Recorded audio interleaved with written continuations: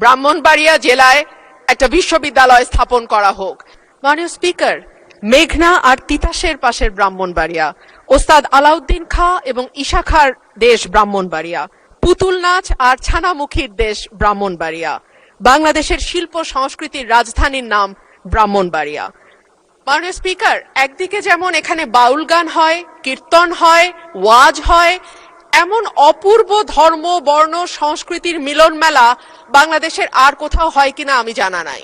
কিন্তু মাননীয় স্পিকার, দুঃখজনক হলেও সত্য, বাংলাদেশের প্রায় প্রতিটি জেলা উপজেলায় একটা করে অন্তত বিশ্ববিদ্যালয় স্থাপিত হয়েছে গত 15 বছরে, কিন্তু ব্রাহ্মণবাড়িয়াতে এখন পর্যন্ত কোনো বিশ্ববিদ্যালয় হয়নি। মাননীয় স্পিকার, আপনার মাধ্যমে আমার সংসদে আবেদন থাকবে ব্রাহ্মণবাড়িয়া জেলায় একটা বিশ্ববিদ্যালয় স্থাপন করা হোক এবং ব্রাহ্মণবাড়িয়ায় যে 33 লক্ষ মানুষ, তাদের লেখাপড়ার অগ্রগতির জন্য একটি বিশ্ববিদ্যালয় আবশ্যক। মাননীয় স্পিকার, আপনাকে ধন্যবাদ। মাননীয় স্পিকার, আমার ইমিডিয়েট আগে আমার যে সহকর্মী সংসদে বললেন কথাটি, এটি দুঃখজনক নিঃসন্দেহে, কিন্তু মাননীয় স্পিকার, আমি আপনার দৃষ্টিতে আরেকটি খবর আনতে চাই।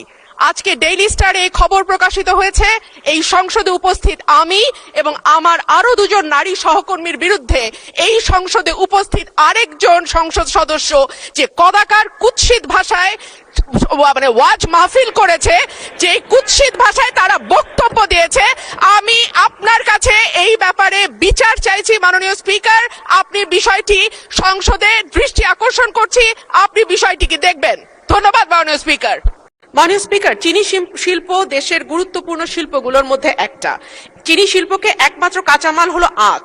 আখ দীর্ঘমেয়াদী ফসল হওয়াতে এবং অন্যান্য স্বল্প দৈর্ঘ্য দানাদার সবজি ও উচ্চ মূল্যের ফসল চাষের চাহিদা বৃদ্ধি পাওয়াতে কৃষকরা আখ চাষে অনীহা আছে।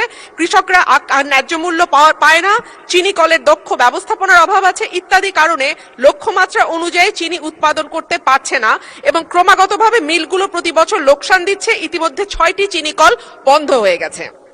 মাননীয় স্পিকার, চিনি শিল্পে চিনির চাহিদারই বিশাল ঘাটতি পূরণে শুধু আখের উপর নির্ভর করলে হবে না। আখের সাথে আমরা যদি এখন বিট সুগার যেটা আছে সেটা আমরা ব্যবহার করি, তাহলে মনে হয় আমরা এই কলকারখানাগুলোর উৎপাদন অব্যাহত রাখতে পারবো।